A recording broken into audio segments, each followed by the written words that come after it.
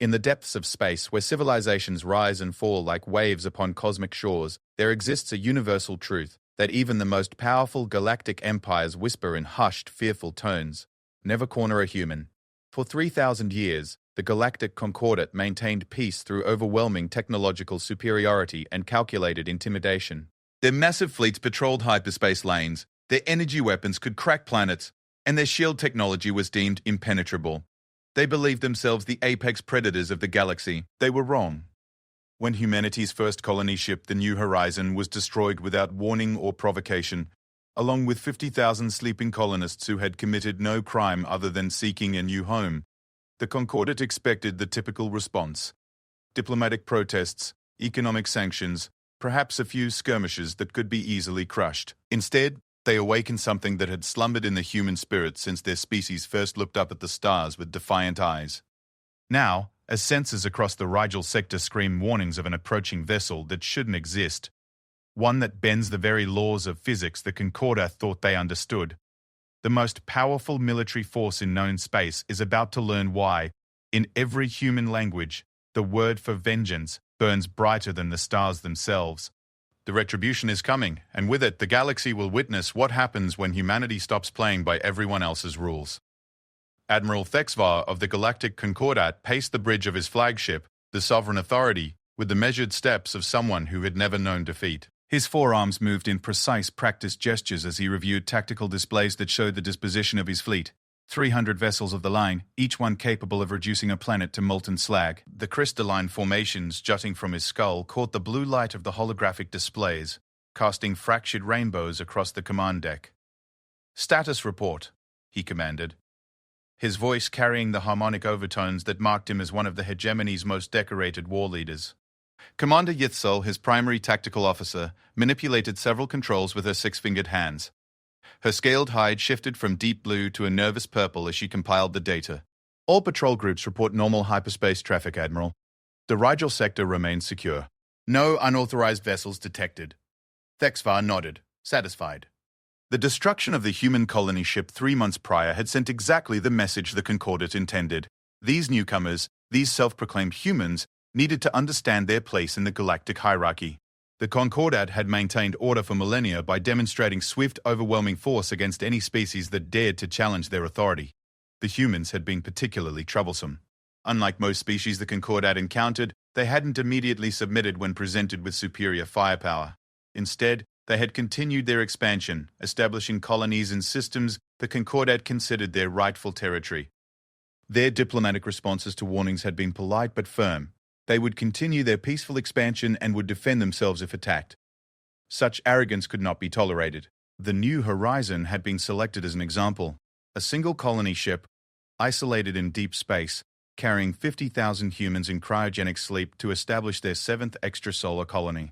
The Concordat's intelligence services had ensured the ship's destruction would be witnessed by human monitoring stations.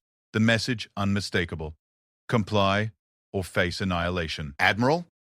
Communications Officer Zekthal interrupted, his voice tight with confusion. "We're receiving priority transmissions from multiple sectors. All report the same anomaly." Thexvar's primary eyes focused on the communication station, while his secondary pair continued monitoring the tactical displays.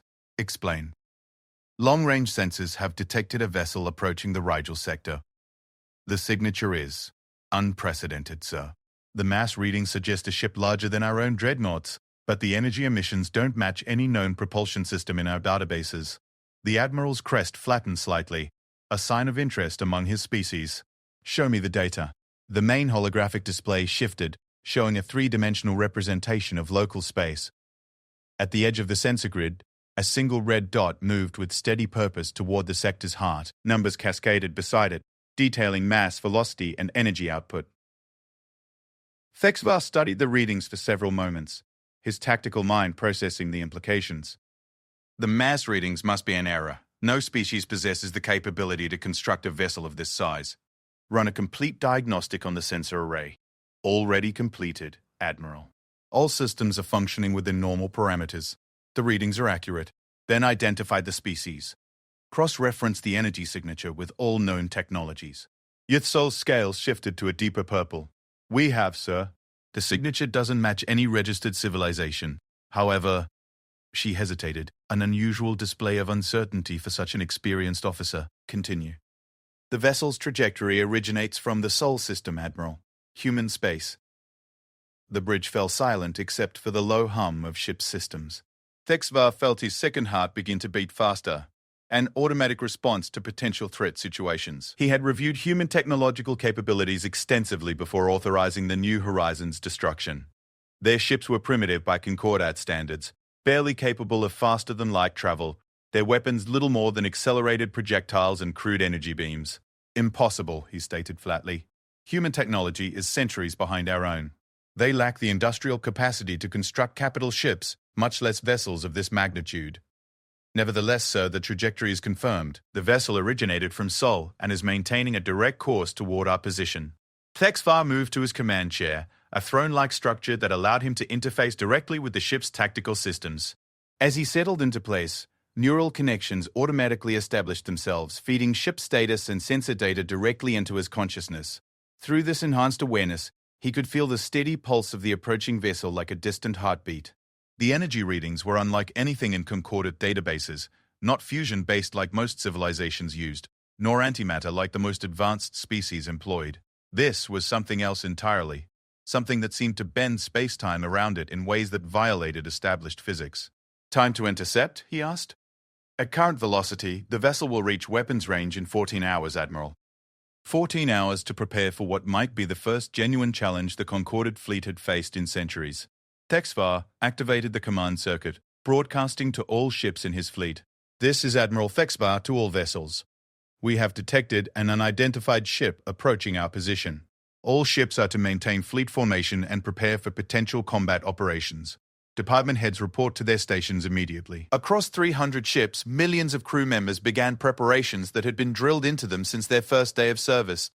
Weapon systems came online, shield generators spun up to full power, and tactical officers began calculating firing solutions. Yet something felt different about this preparation. Perhaps it was the unknown nature of their potential opponent, or perhaps it was the growing realization that the humans might possess capabilities the Concordat had severely underestimated. Commander Yitzhal approached the Admiral's chair, her movement carrying the fluid grace typical of her aquatic species. Sir, should we attempt to establish communication with the approaching vessel? Thexvar considered this. Standard Concordat doctrine called for offering surrender terms before engaging unidentified vessels. It was both a practical matter. Information gathered during negotiations often proved valuable in combat, and a legal requirement under the Galactic Warfare Convention. Open a channel, he decided. All frequencies. The communications officer's multiple hands danced across his control panel, establishing a broad-spectrum transmission that would be detectable by any civilization possessing even rudimentary electronics. Unknown vessel, this is Admiral Thexvar of the Galactic Concordat Navy. You are entering restricted space under Concordat jurisdiction. Identify yourself immediately and state your intentions. The response came faster than expected, suggesting the human ship possessed superior communications equipment than previously estimated. When the signal resolved, the main screen displayed the image of a human male, middle-aged by their species standards, wearing what appeared to be a military uniform of unfamiliar design. Admiral Thexvar, the human said, his voice carrying a calm certainty that somehow made Thexvar's crest bristle. I am Captain Sarah Chen, of the Earth Defense Force vessel Retribution. We are here to discuss your recent actions against our people. The Admiral noted several details immediately. First, the human had identified his name and rank despite never meeting him, suggesting intelligence capabilities the Concordat hadn't suspected. Second, the ship's name carried obvious implications. Third, and most unsettling, the human showed no signs of intimidation despite facing a fleet that outgunned their entire civilization. Captain Chen, Thexvar replied, allowing harmonics of authority to color his voice. You are vastly outnumbered and outgunned. Your species would be wise to withdraw before this situation escalates beyond your ability to control.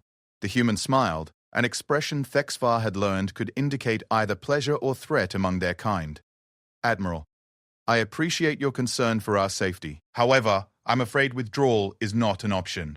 The 50,000 civilians you murdered aboard the New Horizon deserve justice, and we intend to provide it. The New Horizon was destroyed as a lawful action against territorial incursion. The Galactic Concordat maintains sovereign rights over all systems within our sphere of influence. Sphere of influence. Chen repeated, her smile becoming colder. An interesting phrase, Admiral. Tell me, do you know what humans call someone who murders sleeping children to make a political point? Thexvar felt his warrior instinct stirring.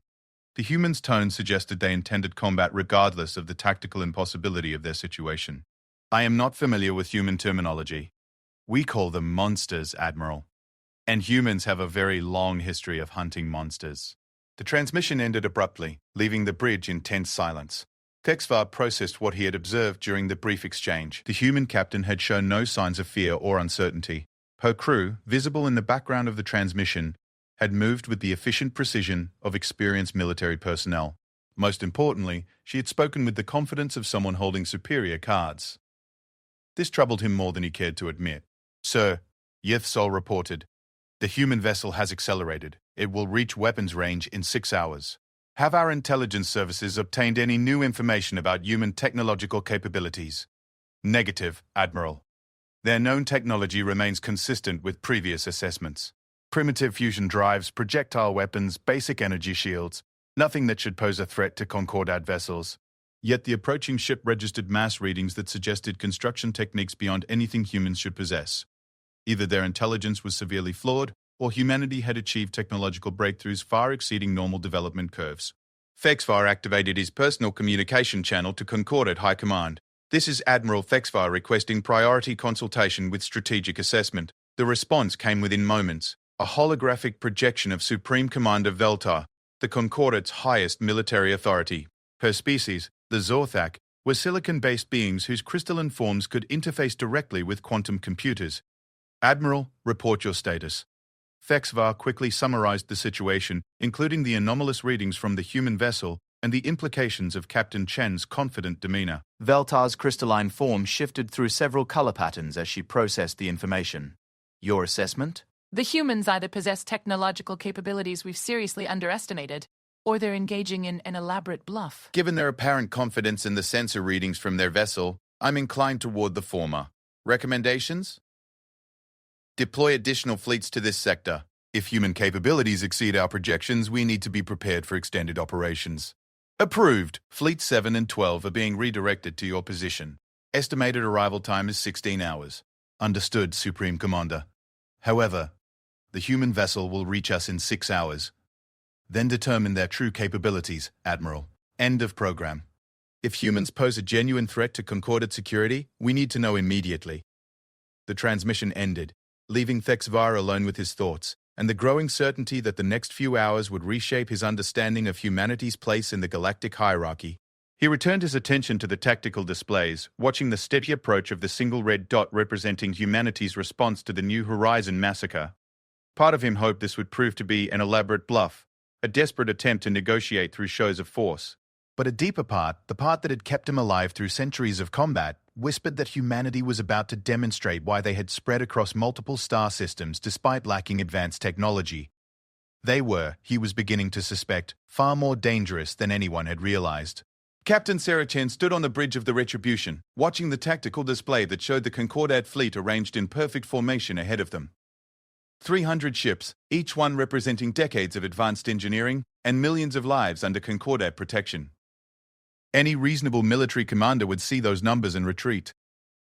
Sarah Chen had stopped being reasonable the moment she watched the sensor recordings of 50,000 humans being vaporized in their sleep. Captain, her tactical officer, Lieutenant Commander Marcus Webb, called from his station. We're reading massive energy buildups across their fleet. They're charging weapons. Expected, Marcus. They're trying to intimidate us. Sarah moved to the central command chair, her hands resting on controls that would have seemed like science fiction to humans just 5 years ago. What's our distance to optimal range? 18 minutes at current velocity, Captain. Sarah nodded, her mind running through calculations that still amazed her. The Retribution wasn't just humanity's first true warship, it was the culmination of a crash development program that had consumed the resources of 6 worlds and the best minds of their species. The Concordat had made one critical error in their intelligence gathering. They had observed human technology as it existed during peacetime, assuming that a species spreading slowly through space with primitive fusion drives represented the full extent of human capability. They had never seen what humans could accomplish when every resource, every brilliant mind, every manufacturing facility, was focused on a single goal. War had a way of accelerating innovation. Status report from all departments, Sarah commanded. Engineering reports all systems nominal, came the reply from her chief engineer, Commander Lu Wei. His voice carried a note of barely contained excitement. Like the rest of her crew, he was eager to test systems that existed more in theoretical physics than practical application. The quantum displacement drive is stable, exotic matter reserves are at 100%, and the dimensional anchor is holding steady. Weapons? All systems green, Captain, replied Lieutenant Commander Jackson, her weapons officer. Primary singularity cannons are charged and ready. Secondary neutron beam arrays are online. Point defense clusters are tracking multiple targets. Medical? Sick bay is prepared for combat casualties, Captain, Dr. Elizabeth Reeves reported. Though if our projections are correct, we may not need to worry about traditional injury protocols. Sarah appreciated her crew's confidence, but she had read the same briefings they had. The retribution represented humanity's best effort to bridge a technological gap of centuries in the span of months. While their innovations were revolutionary, they remained largely theoretical until tested in actual combat. Communications. Are we receiving any additional transmissions from the Concordat fleet? Negative, Captain. They appear to be maintaining communications silence since your exchange with Admiral Thexbar. Sarah had studied the Concordat's military doctrine extensively during the voyage to this sector. Their standard approach to engagement involved overwhelming displays of force designed to achieve surrender without actual combat. The fact that Admiral Thexvar hadn't followed this protocol suggested he understood this encounter would not follow standard patterns. She respected that. It indicated a professional military mind capable of adapting to unexpected situations. It wouldn't save him. Captain, Webb called, his voice tense with excitement. We're detecting movement in their formation. The lead elements are beginning to advance. Sarah studied the tactical display. The Concordat fleet was indeed beginning to move, with heavy cruisers taking point positions while their massive dreadnoughts maintained defensive formations around what appeared to be the command vessel. It was a textbook advanced formation designed to maximize firepower while protecting command and control elements. Distance to optimal engagement range? 12 minutes, Captain. Begin final preparations. All hands, this is the captain speaking. Sarah activated the ship-wide communication system, her voice reaching every compartment of the massive vessel. In a few minutes, we will engage the fleet responsible for murdering 50,000 of our people. This is not about conquest or territory. This is about justice. This is about showing the galaxy that humanity will not tolerate the slaughter of innocents. She paused, thinking of the faces she had seen in the New Horizons passenger manifests. Families seeking new lives, children who would never see their new world, scientists and engineers who had volunteered to build something better among the stars. The Concordat believes they understand war.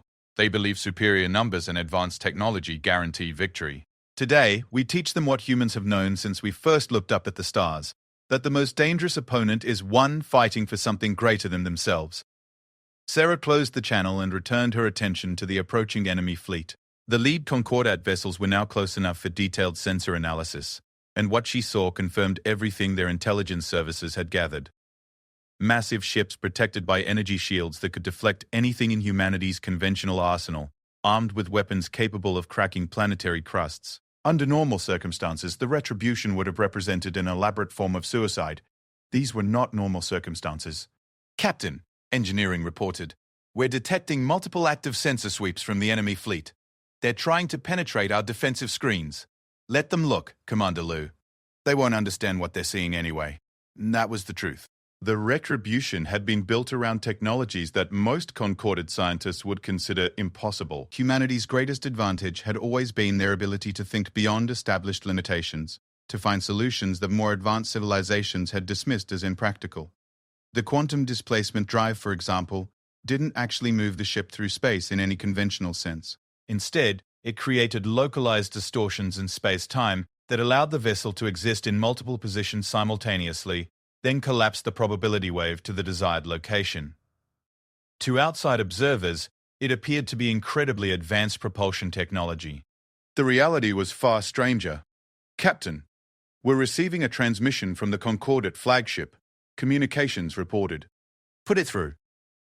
Admiral Thexvar appeared on the main screen once again, his crystalline crest fully extended in what Sarah recognized as a threat display. Behind him, she could see the busy activity of a warship preparing for combat. Captain Chen, this is your final opportunity to withdraw. My fleet consists of 300 frontline vessels crewed by experienced warriors.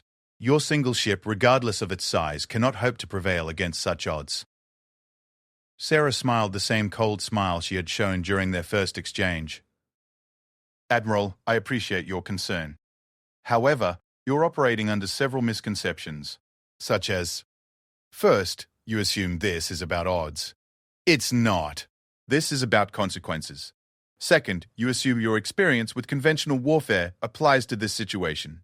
It doesn't. Third, and most importantly, you assume you're fighting a single ship. Thexvar's crest flattened slightly. An expression Sarah had learned indicated confusion among his species. Explain.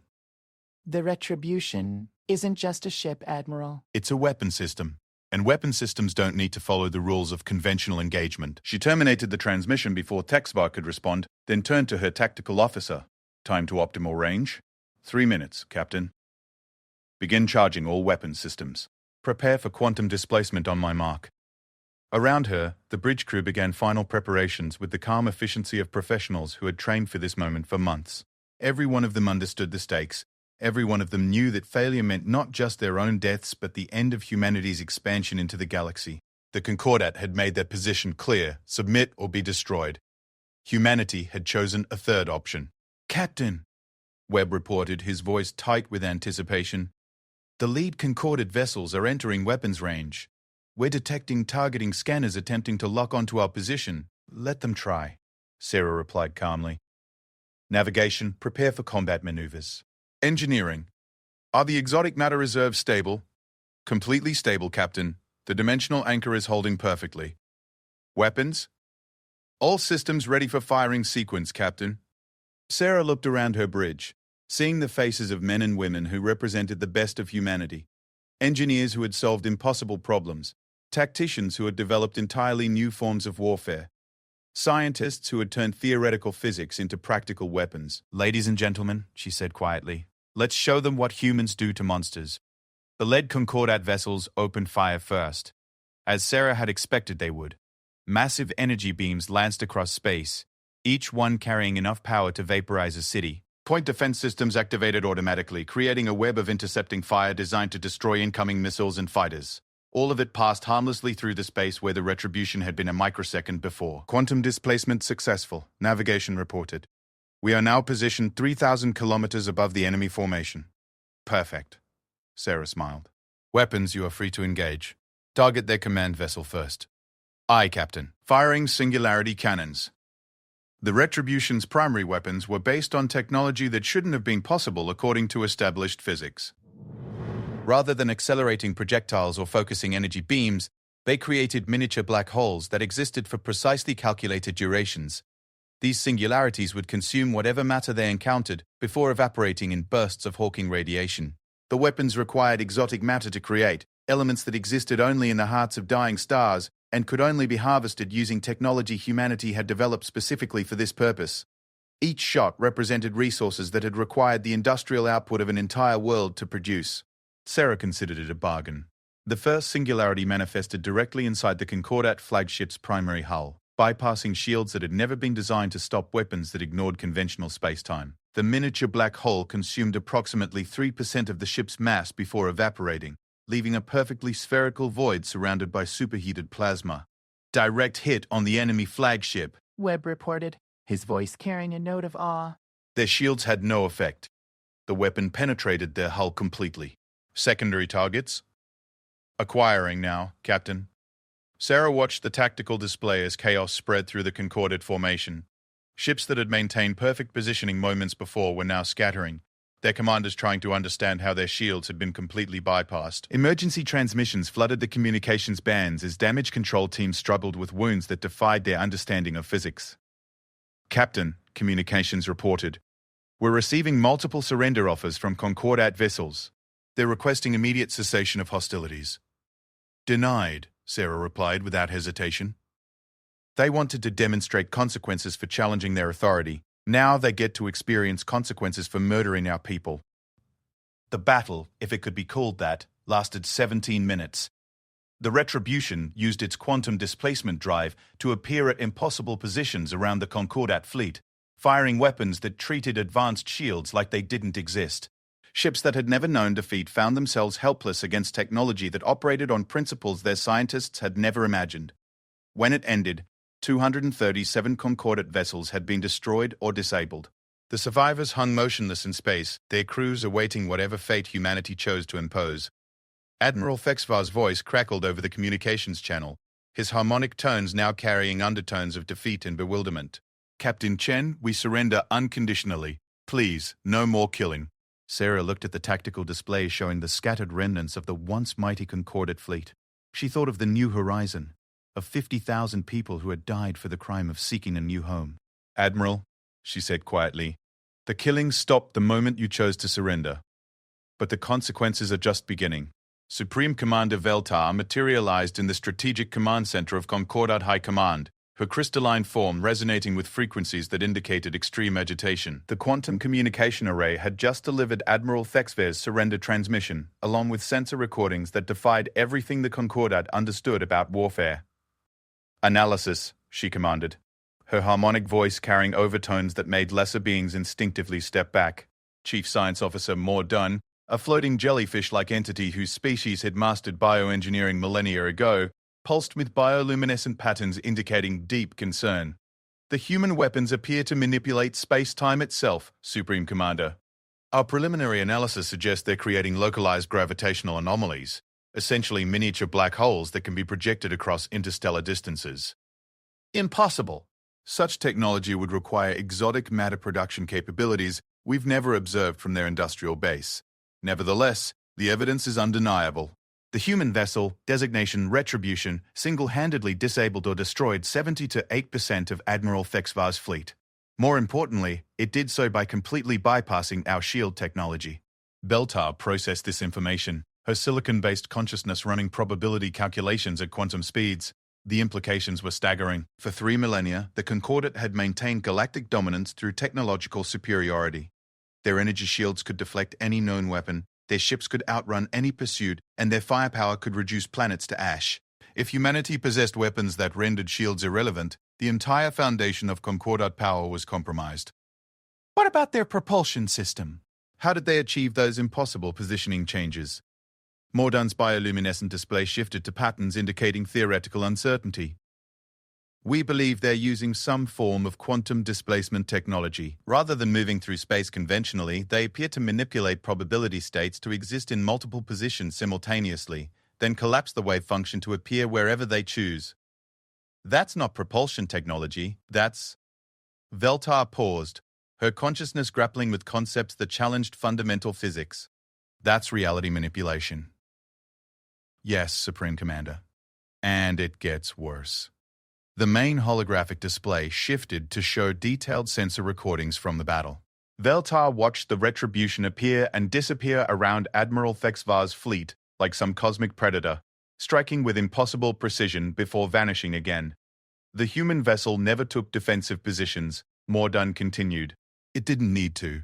By controlling its position in space-time, it made conventional combat doctrine completely irrelevant. How many humans could possess such technology? Intelligence estimates suggest their total population across all colonies is fewer than 1 billion individuals. Unknown, Supreme Commander. However, the energy readings from the Retribution indicate massive industrial resources were devoted to its construction. It may represent their entire technological capabilities concentrated into a single vessel." Voltar found this possibility both comforting and terrifying. If humanity had built only one such ship, the Concordat could potentially overwhelm it through sheer numbers. But if they had developed the industrial capacity to produce multiple vessels of this capability, what is the status of our reinforcement fleets? Fleet Commander Zephran, a massive crustacean-like being whose species had provided the Concordat's military backbone for centuries, activated his communication implants. "Fleets 7 and 12 are still 14 hours from the Rigel sector, Supreme Commander. However, given what we've just observed, I recommend recalling them until we better understand human capabilities. I want those fleets in position to contain this situation. Meanwhile, initiate Protocol Omega." The command center fell silent. Protocol Omega had never been implemented in the Concordate's entire history. It called for the mobilization of every available military asset, the conversion of civilian infrastructure to military production, and the preparation of planetary defense systems across all member worlds. It was the protocol for total war against an existential threat. Supreme Commander, Morden pulsed uncertainly. Protocol Omega will panic the civilian populations. Trade will cease. Economic systems will destabilize. And Hell, tear, cut him off. if humans possess the capability to build more vessels like the Retribution, they represent a threat to our civilization's continued existence. I will not allow the Concordat to be destroyed by our failure to recognize danger. she activated the high-priority communication array, broadcasting to every Concordat world simultaneously. Citizens of the Concordat, I am Supreme Commander Veltar. We are now at war with the human species. All civilian transportation is suspended. All military reserves are activated, and all industrial facilities are hereby converted to defense production. This is not a drill. This is not a temporary measure. This is survival.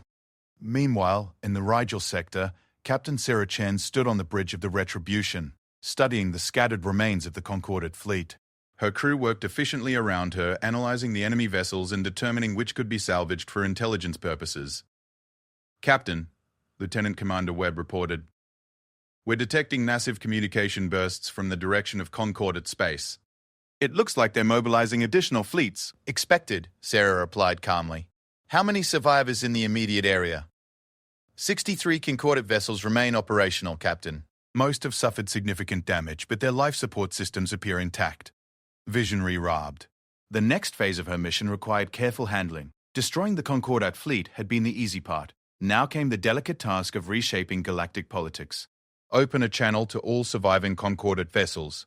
Channel open, Captain. Attention Concordat survivors. I am Captain Sarah Chen of the Retribution.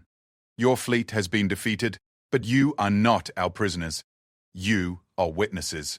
The communication channel remained active but silent as hundreds of alien voices undoubtedly debated how to respond. I want you to return to your worlds, Sarah continued. I want you to tell your leaders exactly what you saw here today. Tell them that humanity will no longer tolerate the murder of our civilians. Tell them that our expansion into the galaxy will continue, and any attempt to stop us through violence will result in consequences similar to what you experienced today. Finally, Admiral Thexfar's voice crackled across the channel. Captain Chen, what assurance do we have that humanity won't use this technology to conquer Concordat space? You have my word, Admiral. Humans have no interest in ruling over other species.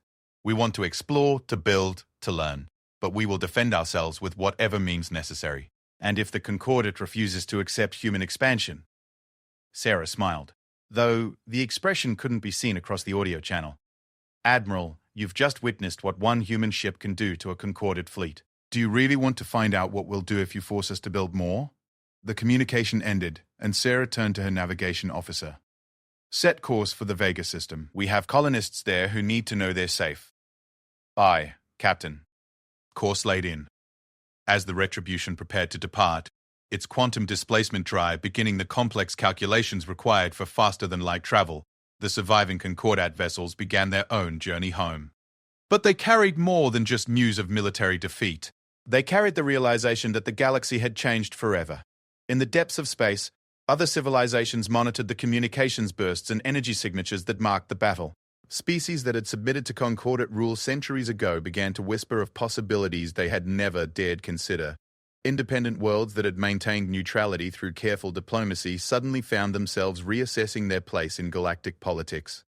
The Tal-Shari Collective, a loose federation of worlds that had maintained independence through advanced stealth technology, called an emergency council session. Their representatives, beings of pure energy who had transcended physical form millennia ago, gathered in the quantum realm to discuss the implications. The humans have achieved something we thought impossible, pulsed Collective Mind first among equals. They have developed technology that renders Concordat superiority meaningless. More than that, responded Deep Thought of War, the collective strategic planning consciousness. They have done so using principles we never considered. Their approach to physics is fundamentally different from any species we've encountered. Should we make contact? The humans have demonstrated they prefer negotiation to conquest, but they have also demonstrated the consequences of threatening their civilians. We should approach them as equals, not as supplicants or enemies. Similar conversations were taking place across the galaxy as news of the battle spread through various intelligence networks.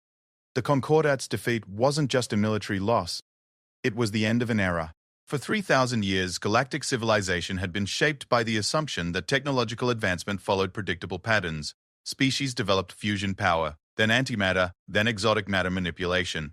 They built larger ships, more powerful weapons, stronger shields. The civilization with the most advanced technology dominated those with less advanced capabilities. Humanity had shattered that assumption by refusing to follow the established technological path. Instead of building bigger fusion reactors, they had learned to manipulate space-time itself. Instead of developing stronger shields, they had created weapons that ignored shields entirely. Instead of accepting their place as a primitive species, they had redefined what advancement meant. The galaxy was no longer a hierarchy of technological development. It was a community of equals, each bringing unique perspectives and capabilities to the cosmic table. And at the center of this transformation sat a single human warship, its crew already planning their next destination, unaware that they had just rewritten the rules of galactic civilization. Captain Sarah Chen settled into her command chair as the Retribution engaged its quantum displacement drive, preparing to shift from the Rigel sector to the Vega system.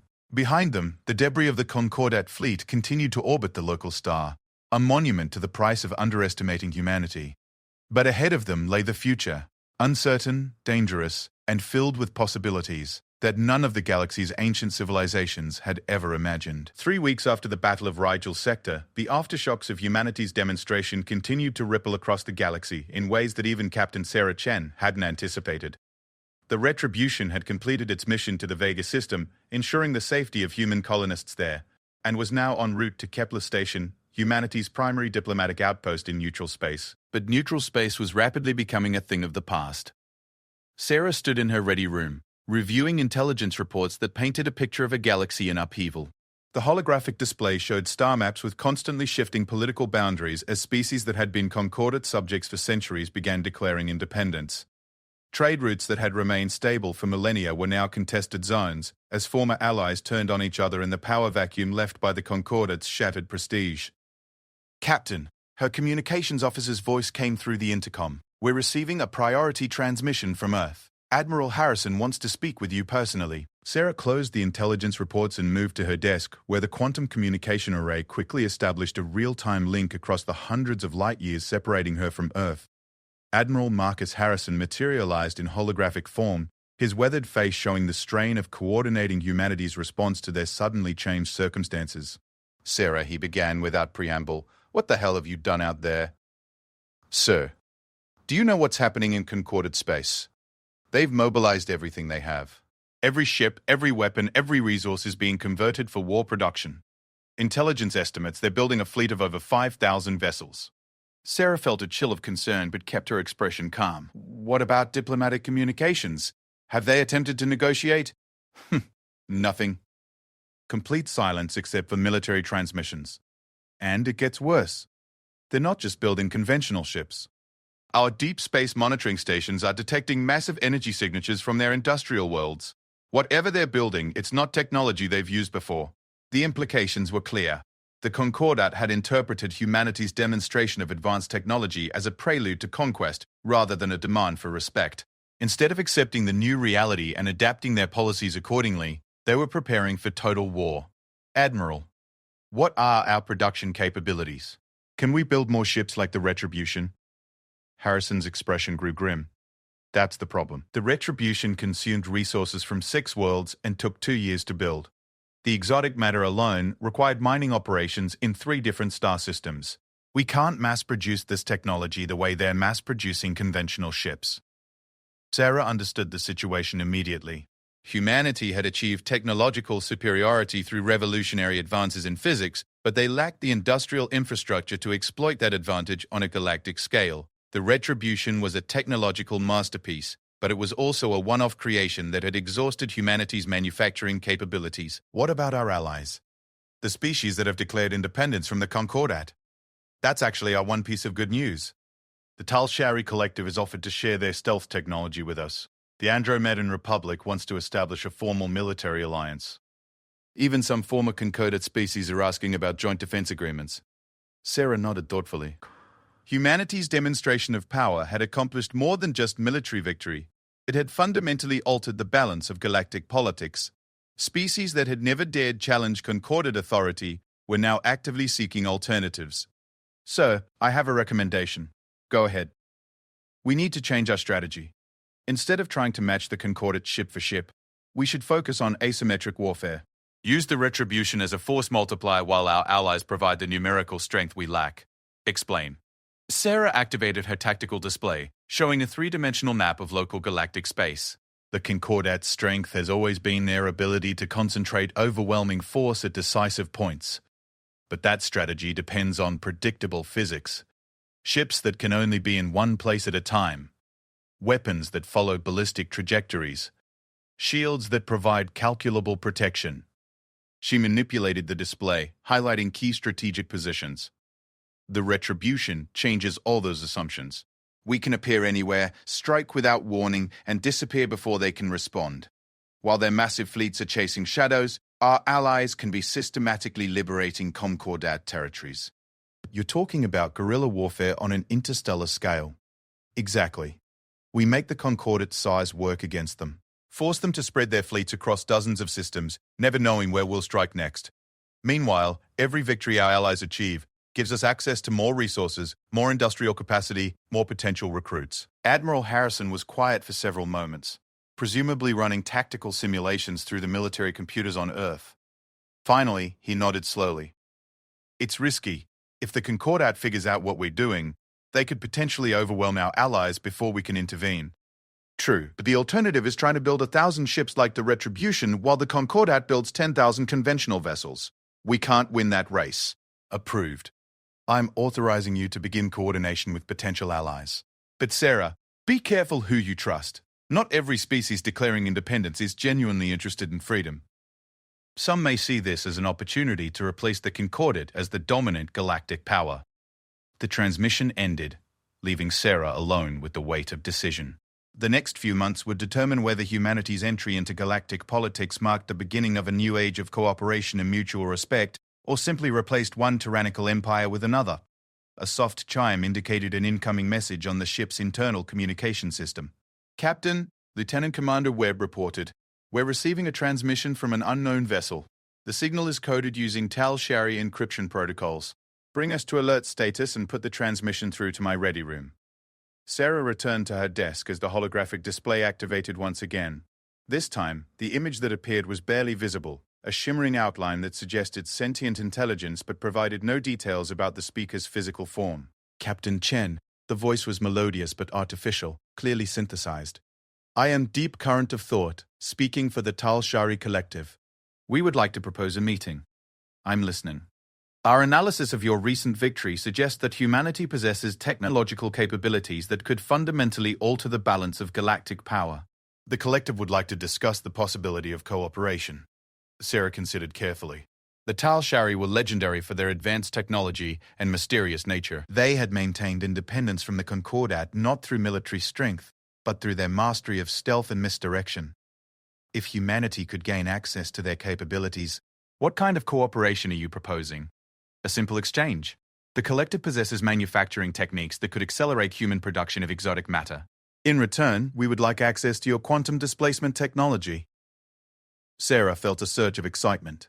If the Tal-Shari could help humanity overcome their production bottlenecks, it would change the entire strategic equation. Instead of building one ship every 2 years, they might be able to build one ship every few months. "I'm authorized to negotiate on behalf of humanity," she said carefully. "What would be the terms of such an exchange?" The collective proposes a joint research facility, established in neutral space and staffed by both species. Human scientists would work alongside collective minds to develop applications for quantum displacement technology, while collective engineers assist human industrial development. And the location of this facility? We have already prepared a suitable site in the Tau Ceti system. It is protected by collective stealth fields and equipped with manufacturing facilities capable of producing both human and Tal-Shari technologies. Sarah realized she was being offered something unprecedented in galactic politics: genuine technological collaboration between species. The Concordate had always maintained strict controls over technology transfer, ensuring that no subject species could develop capabilities that might threaten their dominance. There is one additional consideration. Deep Current of Thought continued. Our monitoring stations indicate that Concordat forces are preparing to move against several recently liberated systems. The HFY Republic, the Zephyrian Alliance, and the Outer Rim Confederacy are all facing imminent invasion. Timeline? 6 weeks at most. The Concordat appears to be implementing a strategy of making examples, crushing resistance movements before they can consolidate their independence. Sarah understood the implications immediately. If the Concordat succeeded in destroying these emerging alliances, it would send a clear message that rebellion against their authority would not be tolerated. Other species would be forced to choose between submission and destruction. Captain, deep current of thought continued. The collective believes that humanity's intervention could prevent this, but it would require coordination with local resistance forces and precise timing. You're asking us to fight a war on multiple fronts with a single ship. We are asking humanity to demonstrate that the galaxy has changed. That technological advancement no longer follows predictable patterns, and that cooperation between free species is more powerful than the tyranny of a single dominant empire. Sarah stood and moved to the viewport of her ready room, looking out at the stars that surrounded them. Each point of light represented entire civilizations, billions of beings whose futures would be shaped by the decisions made in the coming weeks. I'll need detailed intelligence on Concordat fleet movements, tactical assessments of the systems under threat, and confirmation that our potential allies are genuinely committed to democratic principles rather than simply replacing one empire with another. All of this can be provided, Captain. The collective has been monitoring galactic politics for millennia, waiting for the right moment to act. We believe that moment has arrived. Sarah turned back to the holographic display. Then let's begin planning. But understand, humanity will not be party to replacing the Concordat's tyranny with someone else's. Any alliance we join must be committed to genuine freedom and self-determination for all member species. The collective would not propose cooperation on any other terms, Captain. As the transmission ended, Sarah realized that the Battle of Rigel Sector had been only the beginning. Humanity's real test would come in the months ahead, as they attempted to forge a new kind of galactic civilization based on cooperation rather than domination. The stakes couldn't be higher. Failure would mean the extinction of human colonies and the return of Concordat supremacy. Success would reshape the galaxy in ways that no species had ever imagined. Captain Sarah Chen began composing orders for her crew. The Retribution was about to become the flagship of a revolution that would determine the future of galactic civilization. 6 months after the first quantum displacement drive had shattered the myth of Concordat invincibility, Captain Sarah Chen stood on the observation deck of Tau Ceti Station, watching the impossible sight of human and Talshari engineers working side by side to construct humanity's second Dreadnought. The vessel, designated Liberation, incorporated advances that made the original Retribution seem primitive by comparison. The joint research facility had exceeded everyone's expectations. Talshari manufacturing techniques had reduced exotic matter production time from months to weeks, while human innovation had found applications for quantum displacement technology that even the collective's ancient minds hadn't considered. The Liberation could not only appear anywhere in space instantly, it could exist in multiple locations simultaneously, creating phantom duplicates that were indistinguishable from the original until they fired their weapons. Captain! The voice of deep current of thought materialized beside her, the collective representative's energy form shimmering with patterns that indicated satisfaction. The final calibrations are complete. The Liberation will be ready for deployment within the hour. Sarah nodded, her attention focused on the tactical display that showed the current state of galactic politics. Red zones marked systems under Concordat control, blue indicated the growing alliance of free species, and yellow showed contested territories where fighting continued. The map revealed a galaxy divided almost equally between the old order and the new. Status report on our allied fleets, she asked. The Andromedan Republic has committed 200 vessels to the Outer Rim offensive. The HFY Republic is contributing their advanced sensor networks to coordinate multi-system operations. Even the normally neutral crystalline hegemony has agreed to provide logistical support. Sarah allowed herself a moment of satisfaction. The alliance they had built over the past months represented something unprecedented in galactic history. A truly cooperative military force where no single species claimed dominance. Each member contributed their unique strengths while maintaining their independence and cultural identity. But their greatest achievement wasn't military. In system after system liberated from Concordat control, they had established something the galaxy had never seen. Democratic governance that included all sapient species as equals. Former Concordat subjects who had been treated as expendable resources were now voting members of planetary councils. Trade agreements were negotiated based on mutual benefit rather than imposed by superior force. Captain Chen, another voice interrupted her thoughts. Commander Liu Wei, her former chief engineer, now oversaw the technical integration between human and alien technologies. We're receiving priority communications from multiple sectors. The Concordat is launching coordinated attacks across 17 systems simultaneously. Supreme Commander Veltar had clearly learned from their previous encounters. Instead of concentrating forces that could be defeated piecemeal, she was spreading the Alliance's defenses thin by attacking everywhere at once. Analysis, Sarah commanded. It's a test, replied Admiral Harrison, who had arrived from Earth the previous week to oversee Alliance coordination. They're probing for weaknesses, trying to find systems we can't defend effectively. Sarah studied the tactical display, noting the patterns in the Concordat attacks. Most were relatively small forces, large enough to threaten individual worlds, but not so large that they couldn't be withdrawn if human dreadnoughts arrived. But 3 attacks showed massive fleet concentrations that suggested genuine conquest attempts. They're forcing us to make choices, she realized. We can't be everywhere at once, even with quantum displacement drives. They want us to decide which allies we're willing to sacrifice. Orders, Captain? Commander Liu asked. Sarah felt the weight of command in ways she had never experienced aboard the Retribution. When she had faced Admiral Thexvar's fleet, the decision had been simple: fight or die. Now, every choice she made would determine the fate of billions of beings across dozens of star systems. Launch the Liberation, she decided. I'll take the Retribution to the Vega sector. They're facing the largest Concordat force. Deploy the Liberation to the Antares system. Between the two of us, we can handle their main battle fleets. What about the smaller attacks? Admiral Harrison asked. That's where our allies prove their worth. The Andromedan Republic's fleet can handle the Rigel incursion. The Tal Shari stealth ships can coordinate guerrilla actions in the outer systems. The Cathfar sensor networks will give everyone real-time intelligence on Concordat movements. Deep current of thoughts energy form pulsed with patterns indicating agreement. The collective concurs with this assessment. The Concordat expects us to respond conventionally. Massive fleets meeting massive fleets. Instead, we demonstrate the power of coordinated diversity. There, nodded and activated the Alliance communication network, broadcasting to military commanders across 24 star systems.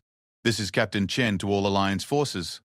The Concordat has begun their general offensive, but they've made a critical error. They're still thinking like an empire. Centralized command, uniform tactics, predictable responses. She paused, looking at the faces of alien commanders whose species had been enemies or strangers just months before.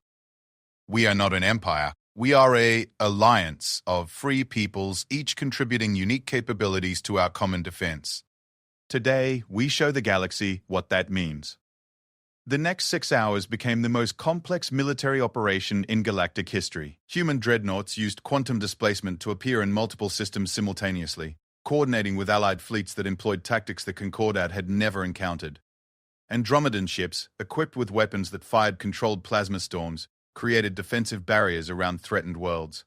Tal Shari stealth vessels appeared inside enemy formations, broadcasting false sensor readings that turned Concordat fleets against each other. The Retribution materialized in the Vega system just as a Concordat fleet of nearly 1,000 ships was beginning orbital bombardment of the human colony world. Sarah watched the tactical display showing projectiles and energy beams racing toward population centers where millions of civilians had no defense except underground shelters. Weapons, she commanded, her voice carrying the cold anger that had driven her since the New Horizon massacre. Fire at will. All targets. The battle that followed lasted 12 minutes. The Retribution's improved singularity cannons could now create multiple black holes simultaneously, and its quantum displacement drive allowed it to attack from positions the Concordat fleet couldn't predict or defend against. Ships that had never known defeat found themselves facing weapons that existed in multiple dimensions simultaneously. When it ended, the Concordat fleet was gone. Not retreated, but completely destroyed. The colony world's population emerged from their shelters to find orbital space empty, except for the familiar silhouette of humanity's protector. Similar scenes played out across the Alliance territories as the coordinated defense exceeded everyone's expectations.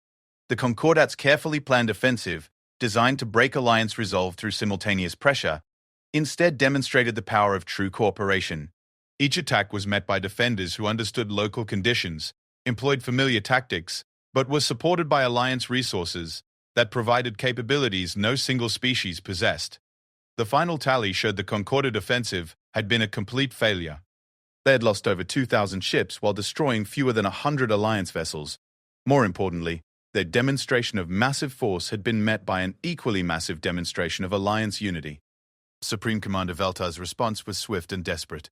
3 days after the failed offensive, she activated communication systems that had been silent for months. Captain Chen, her crystalline voice carried harmonics Sarah had never heard before, patterns that suggested fear rather than authority. The Concordat requests immediate negotiations. Sarah, aboard the Retribution as it patrolled the former battle site in the Vega system, smiled grimly. I'm listening, Supreme Commander. The Concordat is prepared to recognize human sovereignty over all currently occupied systems. We propose a formal ceasefire and the establishment of diplomatic relations. Counter-proposal, Sarah replied without hesitation. The Concordat recognizes the sovereignty of all Alliance members over their current territories. Reparations are paid to species harmed by previous Concordat actions, and all Concordat claims to authority over subject species are formally renounced. The communication channel remained silent for several minutes. When Velta responded, her voice carried the flat tones of absolute defeat. Accepted. The Concordat will comply with all terms. Sarah closed the channel and activated the Alliance network, broadcasting to every member world simultaneously. Citizens of the Alliance, this is Captain Chen. The Concordat has agreed to full recognition of our sovereignty and independence. The war is over. The celebrations that followed could be seen from space as billions of beings who had never known freedom celebrated their liberation. But for Sarah, the moment was bittersweet. Victory had come at a tremendous cost, not just in ships and lives, but in the fundamental alteration of galactic civilization.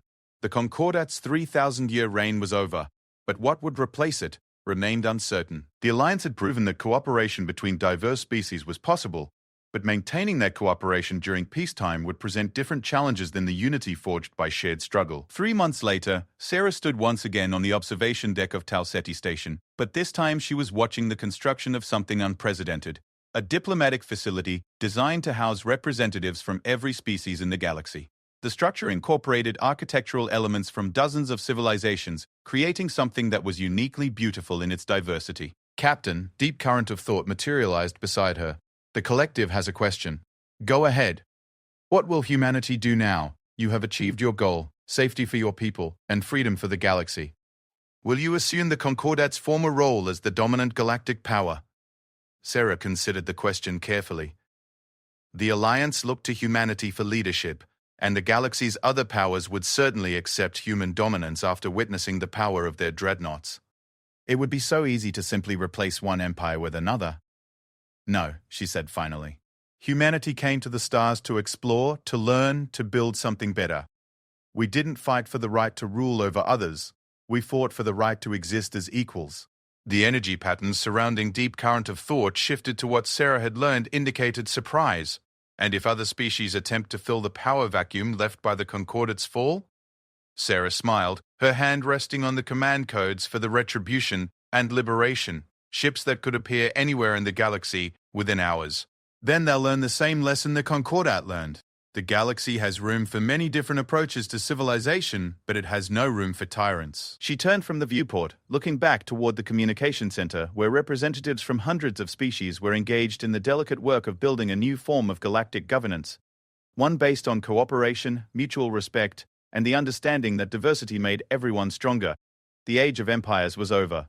The age of alliance had begun, and at its heart stood a species that had learned to reach for the stars not as conquerors, but as partners in the endless adventure of existence among the cosmos.